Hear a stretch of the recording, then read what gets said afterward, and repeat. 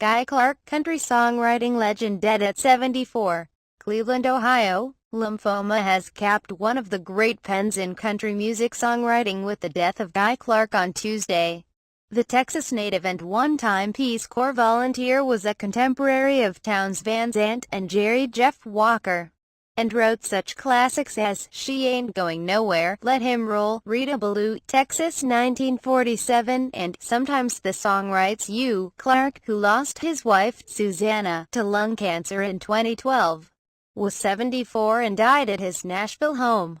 Clevelander Matt Harmon, a singer-songwriter and guitar teacher, took the news hard.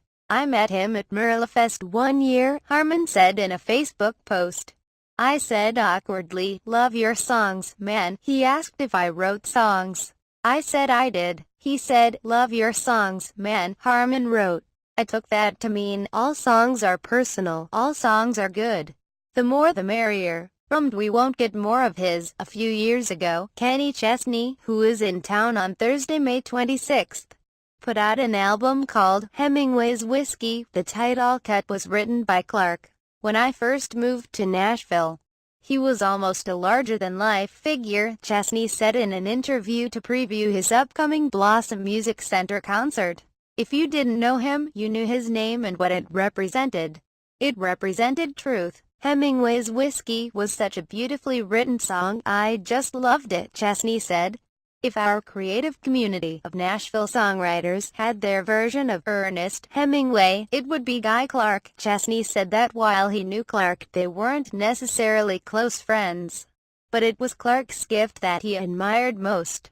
"He was someone that guys like me looked up to and respected because of the authenticity of him and his lyrics and what his music brought to the world and my life," Chesney said.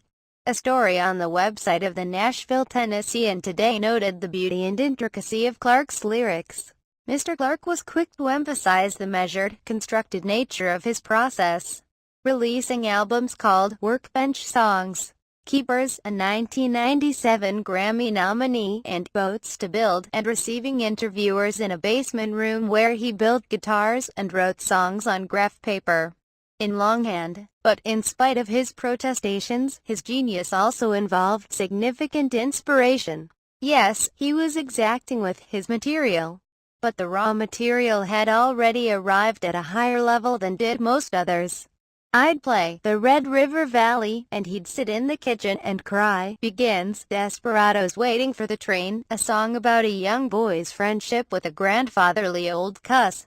"Run his fingers through 70 years of living, and wonder, Lord, has every well I've drilled run dry?" Perhaps even more remarkable than the beauty in the words is that the author was only 24 when they were written.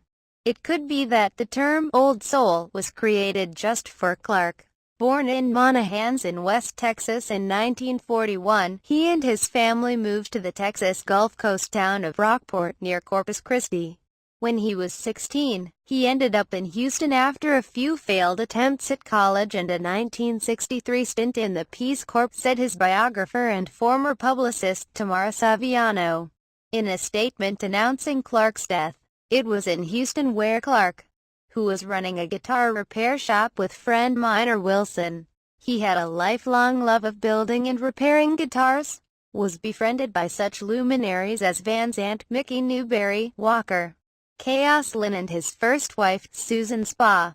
The marriage produced a son, Travis, but did not last. After it ended, Clark found his way to San Francisco for a bit, but returned to Houston and fell in love with Susanna. They tried Los Angeles for a while, but eventually ended up in Nashville. It was there in 1972 that they wed, with Van Zandt serving as best man. In that first year in East Nashville, Susanna and Townes wrote Heavenly Houseboat Blues. Their first temporary home in Nashville was songwriter Newbury's Houseboat, while Guy turned out Desperado's Waiting for a Train, L.A. Freeway, and That Old-Time Feeling, Saviano wrote in the statement on his death. For more than 40 years, the Clark home was a gathering place for songwriters, folk singers, artists and misfits, many who sat at the feet of the master songwriter in his element, willing Guy's essence into their own pens, Saviano wrote.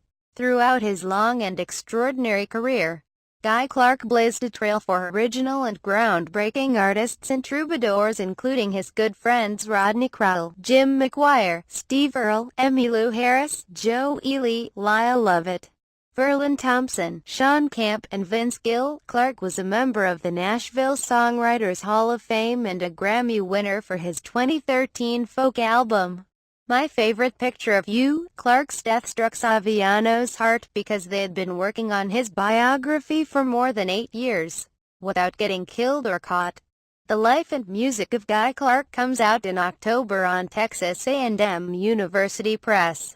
I have no objectivity here, said Saviano in an email response to a request for comment. I loved him. I don't know if I can even articulate his place in music history today. To me, Guy's songs were vivid short stories. He was a poet and a raconteur like no other, Saviano wrote. He owned any room he walked into. As a man, well, he was my friend, she said. He was sweet and ornery at the same time, and I adored him. I will love him forever, and I am grateful to have the honor of being his biographer. Throughout social media, his friends and surviving contemporaries are mourning Clark. Singer-songwriter Will Hodge tweeted, "Sad to hear of the passing of Guy Clark, a real-life legend. Dear Music Row, write a good song today in his honor." Roseanne Cash posted, "Guy Clark, 1941 to 2016. Travel safe, old friend. I would not be the songwriter I am if I hadn't sat at your table and learned from a master." Crowell tweeted, "My friend passed from this world this morning." In his autobiography, Chinaberry Sidewalks, Crowell talked of moving to Nashville and meeting Clark for the first time. He said, "Now, look. You can be a star or you can be an artist. You can be an artist and then become a star, but I don't think it works the other way around. But they're both okay. Pick one and get good at it." Crowell wrote, "Well, I knew he was an artist, so I said, I want to be an artist. It's hard to imagine the world of music without Guy. The world of language without Guy," Emmylou Harris told an interviewer for NPR. "He really embraces the human condition. There is no judgment in Guy's songs. You know that everyone has been on a rough road. Clark's own road has come to an end, but because of his influence on other songwriters, it's not really an end. Rather, it's a highway with a million divides stretching on forever."